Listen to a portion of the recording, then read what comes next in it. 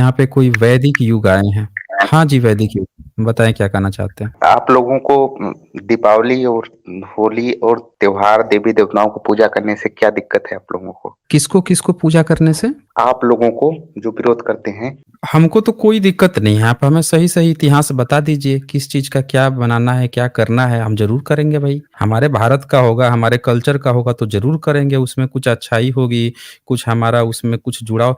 अब आप हमसे कहिएगा कि भाई क्रिसमस मनाओ, अब आप हमसे कहिएगा कि जाके ईद मनाओ, तो वो उससे हम जुड़े ही हुए नहीं हैं, तो हम क्यों मनाएँगे? आप मनाइए चाहे ना मनाइए मगर विरोध करते हुँ। हैं आप लोग तो दीपावली से विरोध और तभी करेंगे नहीं तो यही तो पूछ रहा हूँ ना कि जो चीज़ हमारा होगा उसी को तो मनाएँगे ना। अगर ईद हमारा नहीं है तो जो आप बता रहे हैं कि दीपावली बता रहे हैं और पता नहीं क्या-क्या बता रहे हैं, तो उसको आप बताइए ना कि बहुजनों का उससे क्या लेना-देना है? या बहुजन का ही लेके कहीं आप नहीं ना हड़प के बैठ गए हैं? सर उसमें कोई आप न कोई उसको चीज़ सच्चाई होगी तभी तो लोग मानते हैं तो उसमें कि मानते हैं तो ऐसे-ऐसे आप लोग। हमें हमें बताइए ना कि क्या चीज़ है उसमें? कुछ तो रिलेशन दिखाइए।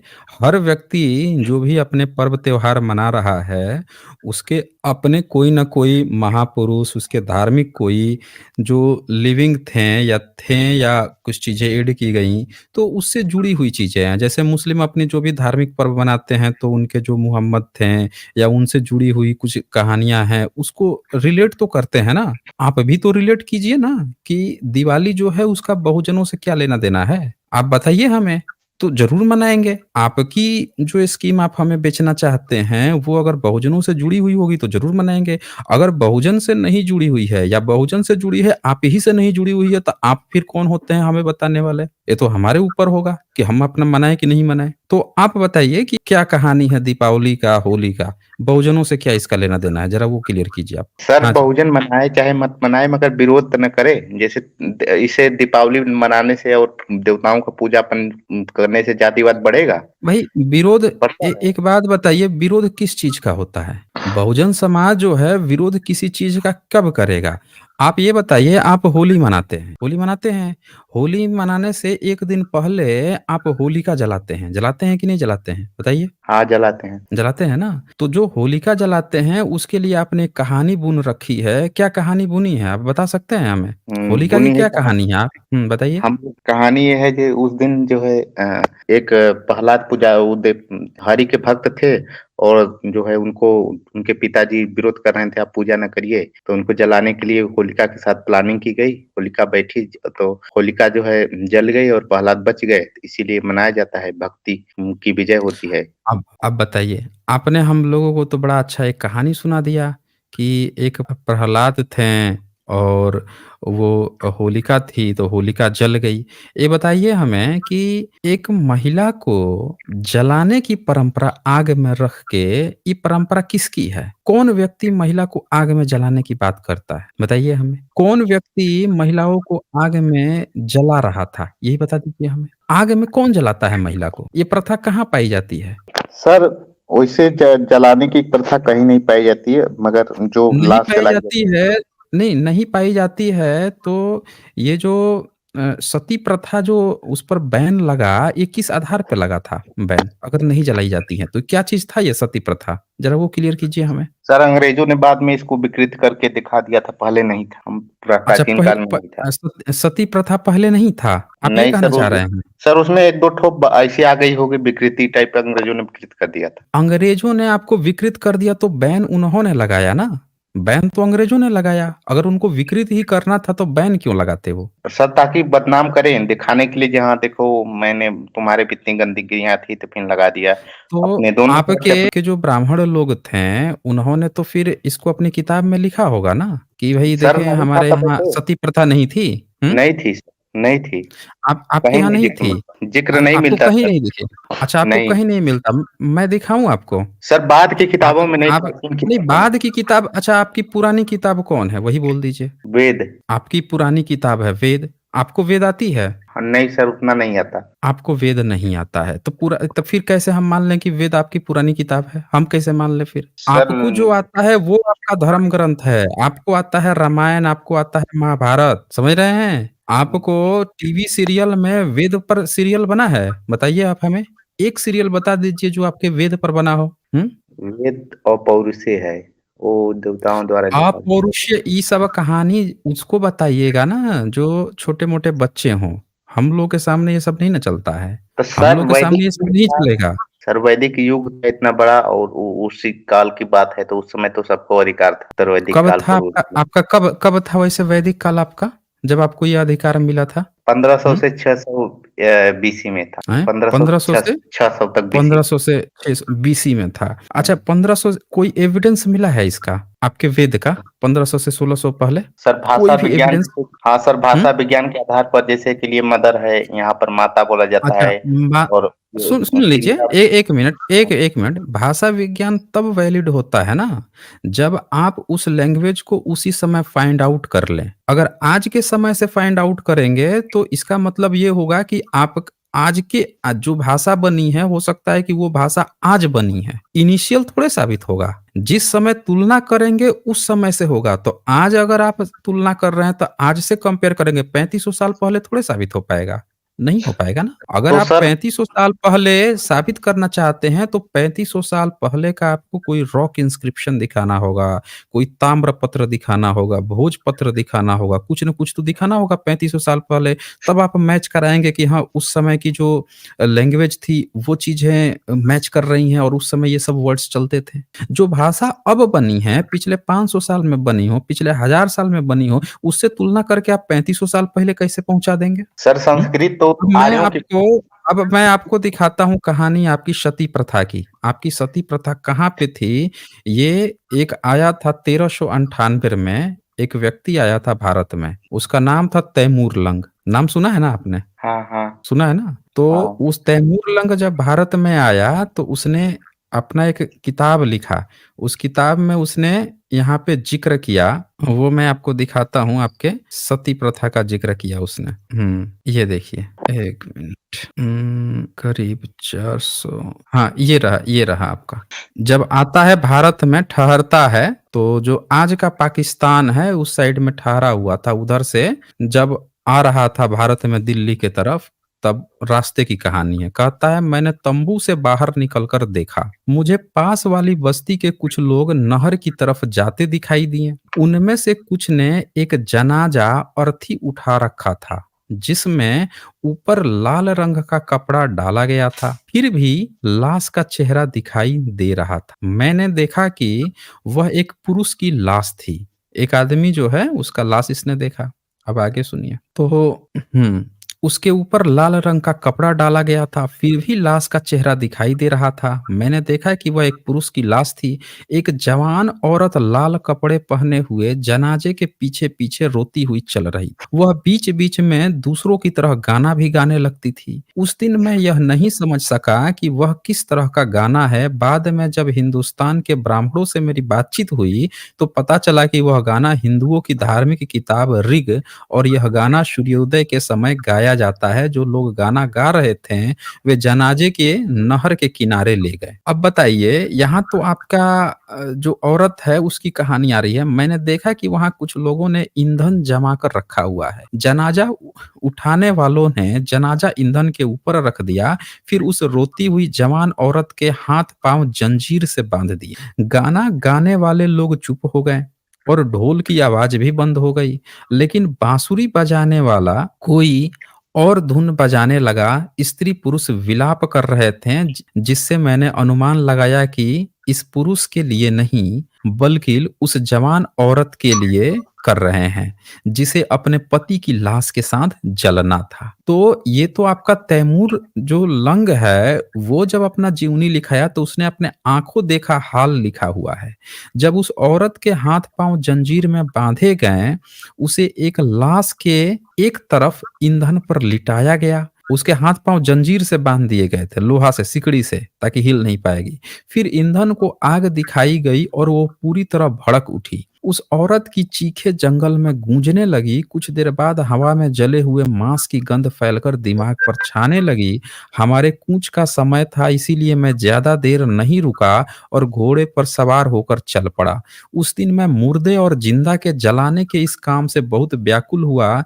जब तक हिंदुस्तान में रहा फिर कभी मुर्दा और जिंदा जिस्मों को जलाने के स्थान पर ऐसा दृश्य देखने नहीं गया। अब ये तो हिस्टोरिकल रिकॉर्ड्स है कि विदेशी भी यहाँ पे इस चीज़ को देख के लिख के गए हैं कि उन्होंने जिंदा औरत को जलाते हुए देखा, सिकड़ी से बाँध देते थे और लाश के ऊपर रख के उसको जला देते थे। अब आप बताइए आप क्या कहेंगे इस पे आप भाई? सर बोलिए। इसमें ऋग्वेद का जिक्र आया है तो उसमें इसका मतलब ऋग्वेद था। अरे तो बाद में 1398 14वीं सदी का ऋग्वेद का नहीं जिक्र है, ऋग का जिक्र है। तो ऋग्वेद ऋग ही से ही तो बना है। अरे तो ऋग्वेद ऋग से मिला है तो इसको थोड़े पता था कि औरत क्या गा रही है। वो तो ये लिख रहा है ना कि बाद में हिंदुस्तान के ब्राह्मणों से मेरी बातचीत हुई। बाद में जब हिंदुस्तान के ब्राह्मणों से मेरी बातचीत हुई तो पता चला वह गाना हिंदुओं की धार्मिक किताब ऋग और यह गाना सूर्योदय के समय गाया जाता है। तो ये ब्राह्मण कह रहा है ना उससे कि ऋग का गाना गा रही थी और ये तो थोड़े सर समझ पाया कि औरत कौन सा गाना गा। सुन लीजिए, पहले क्लियर एक बात बता दूं। ब्राह्मण हमेशा ही झूठ बोला है किसी से भी। ब्राह्मण से जब किसी ने पूछा तो ब्राह्मण क्या कहा कि भाई देखो ये ना ये हमारे धर्म की बात कर रहे हैं, ये हमारे विष्णु हैं। वो बुद्ध की भी मूर्ति, बुद्धिस्टों की भी मूर्ति को अपना विष्णु बताने लगा, अपना शिव बताने लगा। तो इसने कभी ये नहीं लिखा कि उस औरत से या वहां के लोगों ने ये चीज बताया। वो ये कह रहा है कि बाद में जब हिंदुस्तान के ब्राह्मणों से मेरी बातचीत हुई तो पता चला कि ब्राह्मण बता रहे थे उससे कि अरे वो ऋग्वेद का गाना गा, ऋग्वेद भी नहीं है, ऋग का गाना गा रही थी। वेद शब्द नहीं आया है, ऋग का गाना गा रही थी और ये गाना सूर्योदय के समय गाया जाता है। यहाँ वेद की चर्चा नहीं आई है भाई, ऋग्वेद। और ये बात पुष्टि किसने की? तो ब्राह्मण बोल रहा है ना, तो ब्राह्मण की बात हम लोग थोड़े मानते हैं। ब्राह्मण की बात नहीं मानते ना। ब्राह्मण तो कुछ भी गप उड़ देगा। ब्राह्मण से जब किसी की बात होगी तो कुछ भी झूठ बोल देगा। जब चचनामा में जब हमला किया मोहम्मद बिन कासिम तो ब्राह्मण तो किले से बाहर निकल के आके उससे कह रहा है कि ये जो स्तूप है इसको तोड़ दो, ये जो मंदिर खड़ा है इसको तोड़ दो। भविष्यवाणी है तुम ही जीतोगे, लेकिन पहले इसको तोड़ दो, इसका झंडा तोड़ दो, इसको गिरा दो। तो आपके ब्राह्मण तो यही काम करते थे ना। तो यहाँ कहने का मतलब जो मूल आपका प्रश्न था होली की बात की, होली का आप लोग विरोध क्यों करते हो? भाई एक बात बताओ, यहाँ लाश को, जिंदा लाश जलाने की चर्चा आपके यहाँ है। ये बात एक विदेशी भी लिख के गया। तो जब आप जिंदा लाश को जलाने की बात करते हैं और आज जब आप हमें कहेंगे कि तुम होली मनाओ, हम होली मना लेंगे, हम लोग कोई दिक्कत नहीं है। लेकिन आप करते क्या हो उसमें कि उसके एक दिन पहले एक औरत को, होलिका को जलाने का जो ढोंग आपने प्रचार कर रखा है कि हम इसलिए जला रहे हैं कि होलिका राक्षसी थी, तो हमें थोड़े पता है कि आप किसी राक्षसी को जलाए हो या हमारे ही किसी पूर्वज को जला दिए हो। ये हमें थोड़े पता है, क्योंकि आप तो झूठ खल बोलने के माहिर खिलाड़ी हो। आप तो अभी आपके वाल्मीकि रामायण में बुद्ध को गाली दे रहे हो और आप राक्षस और राक्षसी किसको बोलते हो? जरा यही आप बता दीजिए। धरती पे इतने सारे जीव पाए गए, डायनासोर भी पाए गए, आज तक राक्षस नाम की तो कोई प्रजाति नहीं पाई गई। आप यही बता दो ये राक्षसी की प्रजाति आपको कहाँ से मिल गई जिसको आप जला दिए थे? बताएं जरा हमें, बोलिए। सर ये जो फाहियान जो है सर इसमें तो लिखा है फाहियान की किताब में जो ब्राह्मण थे उस समय। लल्लन टाप ने वीडियो भी डाला है। सुनिए, ललन टॉप का तो मैं उसको एक्सपोज कर दूंगा, लेकिन पहले ये जो मूल जो मुद्दा है इस पर आप आइए ना कि ये जो औरत जलाने की बात आप लोग करते हो, जो आपके धर्म का हिस्सा थी, जिसको आप तो बोल रहे थे कि अंग्रेज मिला दिया। ये तो अंग्रेजों के बहुत पहले 1398 की घटना है ये। अंग्रेज हाँ इसमें कैसे मिला देगा भाई? अंग्रेज तो तब सही। आया भी नहीं था ना। ये सही होगा तब सर, अगर है ऐसा एविडेंस मिला है और ऐसा लिखा है तो सही है सर, तब होगा। तो सही है। अब एक और प्रमाण दिखाता हूँ ना आपको। ये तो मैंने आपको दिखा दिया। अब एक दूसरा प्रमाण दिखाता हूँ कि आपके धर्म ग्रंथ जो है महाभारत, उसमें भी सती प्रथा का बकायदा जिक्र है। कैसे जिक्र है वो भी दिखा देता हूँ, ये देखिए। सर वो कल मिलावट किया होगा भले, मगर ये आप नहीं नहीं, दिखा रहे हैं मिलावट तो। सुनिए, एक एक सबूत थोड़े ही है। एक सबूत नहीं है ना, बहुत सारे सबूत है ना। जैसे इबन बतूता, वो जब हम्म, आया था, ये इससे भी पहले आया था, इससे भी 50 साल पहले के करीब आया था, तो उसने भी सती प्रथा का बकायदे जिक्र किया। 11th सेंचुरी में अलबरूनी आया था, उसने भी जिक्र किया। सोचिए ना, एक ट्रेवलर नहीं ना जिक्र किया है, इतने सारे ट्रेवलर जिक्र किए हैं। और आपके धर्म ग्रंथ में भी बकायदा लिखा है। जैसे ये महाभारत लीजिए, अब इस महाभारत में जिक्र चल रहा है, ये देखिए। आदि पर्व का 124 सर्ग है। क्या है? राजा पांडु की मृत्यु और माद्री का उनके साथ चितारोहण। इसका मतलब क्या होता है आप जानते हैं? चिता पर जलना, चिता पर हाँ, जल जाना। चिता पर उनके साथ जल जाना, किसका? माद्री का। अब इसमें हुँ। क्या होता है, आपको पता है कि पांडु को श्राप मिला था कि तुम सेक्स नहीं कर हाँ, हाँ। पाओगे अपनी बीवियों के साथ। तो हाँ, उन्होंने पता है। क्या किया था, अपनी बीवियों का नियोग करवाया था ताकि वो मरे नहीं, कोई दूसरा बच्चा पैदा भी करवा दे और वो मरे नहीं, ये काम किए। लेकिन एक बार क्या हुआ कि राजा पांडु अपनी छोटी रानी के साथ वन में विचरने लगे और उसके बाद से वे मन में हर्षोल्लास भरकर देवता की भांति वहां विचर रहे थे। उस समय मांद्री सुंदर वस्त्र पहने अकेली उनके पीछे पीछे जा रही थी। वह युवा अवस्था से युक्त थी और उनके शरीर पर झीनी झीनी साड़ी सुशोभित थी।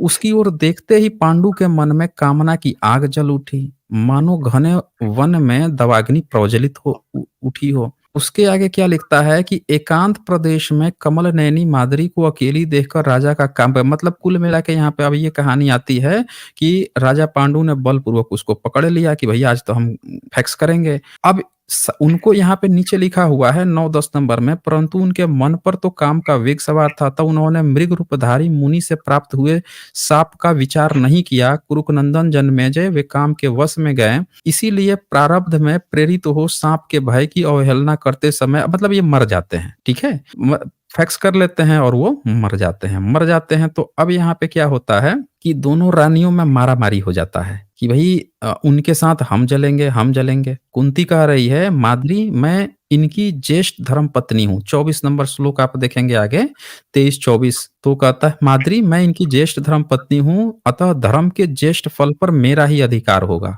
जो अवश्यंभावी बात है उससे मुझे मत रोको, मृत्यु के वश में पड़े अपने स्वामी का अनुगमन करूंगी। मतलब ये बोल रही है कि मैं जो है उनके साथ जलूंगी और तुम बच्चे पालना। दोनों जल जाती हैं अगर बच्चे नहीं होते तो। यहाँ बात ये हुँ। थी कि बच्चे भी 5 थे तो एक को तो जिंदा भी रहना था पालने के लिए। तो माद्री जो है वो कहती है नहीं, मेरे कारण मरे हैं तो मैं जाऊंगी, अतः आप ही जीवित रहकर मेरे पुत्रों का अपने पुत्र के समान पालन कीजिए। और वो जो है मेरी ही कामना रहकर मृत्यु के अधीन हुए, तो वो यहाँ पे आ जाता है। यहाँ पे अपने पति पुत्र को यहाँ तार देती है। हाँ, ये तो हुआ है इसमें, ये तो लिखा ही है। ये लिखा है, पति के संजोग सुख से मेरी तृप्ति भी नहीं हुई है, मैं ही उनके साथ जलूंगी। दिखा देता हूँ, वो पॉइंट सारे दिखाई देता हूँ ना ये तो। आगे अब यहाँ पे ये 31 नंबर जो श्लोक है इसमें कहता है, जन्मेजय कुंती से यह कहकर पांडु की यशस्विनी धर्म पत्नी माद्री चिता की आग पर रखे हुए नरश्रेष्ठ पांडु के शव के साथ स्वयं भी चिता पर जा बैठी। तो यहाँ पे अब उसका अगला श्लोक क्या कहता है, तदंतर प्रेत कर्म के पारंगत विद्वान पुरोहित कश्यप ने स्नान करके सुवर्ण घंट घृत तिल दही चावल जल से भरा घड़ा और फरसा आदि वस्तुओं को एकत्र करके तपस्वी मुनियों अश्वमेध की अग्नि मंगवाई और उसे चारों ओर चिता से छुलाकर यथोशीघ्र शास्त्रीय विधि से पांडु का दाह संस्कार कराया और उनके चिता पर उनकी जो पत्नी थी माद्री वो भी जल गई। तो ये देखें, ये 124वां सर्ग था आदि पर महाभारत का।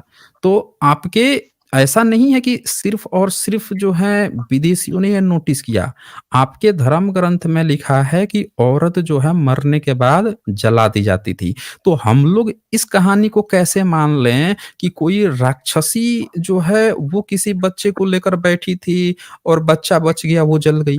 हम तो ये मान के चलते हैं कि आपने हमारे ही किसी बहुजन महापुरुष कोई महिला रही होंगी, उनको आपने जिंदा जी जीते जला दिया होगा और उसका आप जो है जश्न मनाते हैं और सब लोगों से जश्न मनवाते हैं। हम तो ये मान के चलेंगे क्योंकि इतिहास में राक्षसी नाम की कोई प्रजाति तो पाई नहीं गई। इतने सारे वो प्रजातियां पाई गई हैं धरती पे, मतलब डायनासोर की प्रजाति मिल गई 16 करोड़ साल 23 करोड़ साल, लेकिन राक्षसी या राक्षस नाम की तो प्रजाति नहीं मिली। तो हम ये मान के चलते हैं कि होली के पहले जो आप होलिका दहन करते हैं वो यही सती प्रथा जैसा ही कोई प्रथा है जिसमें हमारी किसी महिला जो बहुजन महिला है उनको आपने जिंदा जलाया होगा। ये हम मान के चलते। अब बोलिए। सर आपके हिसाब से और सब लोगों के हिसाब से तो इतिहास में वैदिक युग था ही नहीं, और कुल हिसाब से तो बहुत घाल-मेल किया गया है। इस हिसाब से तो हिंदू धर्म पहले पुराना नहीं है, बुद्धिस्ट धर्म पुराना है। तो तो इसका इ तो यही मतलब है ना, इसका तो यही मतलब है फिर कि तो आपने ये सर सारी चीजें बाद में लिखी हैं, अपना कपोल कल्पित धर्म बाद में बनाया है फिर। तो सर इस समय पढ़ा क्यों रहे हैं? इतना इतना मतलब इतना झूठा, इतना धोखेबाजी की गई है, इतना चीज़ों से, इतना बड़ा धोखेबाजी। इससे ज़्यादा तो कोई धोखेबाजी हो ही नहीं सकता। इससे ज़्यादा, हद से ज़्यादा, और इससे ज़्यादा तो वो जो कहा जाता है ना, जे ये देशद्रोही तो कोई हो ही नहीं सकता, जितना इतना मतलब गपोड़बाजी और इतनी झूठ-मूठ की बातें बता के इतना झूठ पे खड़ा है सब चीज़। ऑफ कोर्स तभी तो वैदिक युग का घाल बैल और बालू की भीड़ पर खड़ा है। तभी तो ये किताबें आई हैं। क्यों आई यूपीएससी किताबें? यूपीएससी में पढ़ाते हैं, चाहे छोटा प्रोफेसर हो, चाहे बड़ा हो, चाहे जो भी हो, साला ऊपर से नीचे तक सब उसी में घुले हैं। और सभी जो किताब नहीं लिखता वो भी तो उसी का वैदिक युग का और इधर-उधर का उदाहरण देता है। आप एक बात बताइए कि आपको सही इतिहास वो क्यों पढ़ाएगा? जो आज तक आपको ये बात नहीं बता सका कि ईश्वर होता है कि नहीं होता है, जो आपके सिलेबस में नहीं डाला, जो आपके सिलेबस में आज तक आत्मा को नहीं पढ़ाया, बाहर हर जगह पढ़वा रहा है। जो खुद वेद नहीं पढ़ा है और आपको जो है प्रोफेसर बनने के बाद क्या कहता है कि वेद में ही सारा ज्ञान विज्ञान है। अंग्रेज यहीं से चुरा के लेके गए थे। जो आज तक खुद वेद नहीं पढ़ा है, वो आपको बोल रहा है कि वेद से सारा विज्ञान है। जब ऐसे गपोड़े जो हैं हायर हायर पोस्ट पर बैठेंगे, इसरो का चेयरमैन जब बन जाएँगे, तो आप ये बताइए कि ये आपको नहीं लग रहा है कि ये झूठा तंत्र, झूठ का खेल चल रहा है फिर? आप ही तो बता दीजिए इनसे फिर। इनसे ज़्यादा तो देशद्रोही कोई हो ही नहीं सकता, साले गद्दार इतना इतना ज़्यादा गद्दारी करते हैं। इतना इतना गंदगी चलिए मतलब मतलब आप इस बात से एग्री हैं ना कि ये गद्दारी की गई है इतिहास के साथ? तो अगर ये सही होगा तो इतना बहुत गद्दारी है ही, इसमें कुछ था नहीं तो इतना अब इतना ज़्यादा मैंने झूठ-मूठ। आपके सामने पूरी ऑथेंटिक किताब खोल के दिखा दी दोनों चीज़ें, कि जलाने की बात स्त्रियों की, ये महाभारत है आपका, मैं फ्रंट पेज दिखा देता हूँ। एक विदेशी राइटर का भी मैंने दिखा दिया और ये आपके गीता प्रेस गोरखपुर से ये बेचा जा रहा है। गांधी पुरस्कार 100 साल पूरा होने पर मिला है। तो ये सच है कि नहीं है, जब वो अपने धर्म में इसको लिख के बेच रहे हैं, इसका मतलब कि वो तो सच मान रहे हैं। ये हमारे धर्म का ये तो हिस्सा है और इसमें एक जगह थोड़े जिक्र आया है।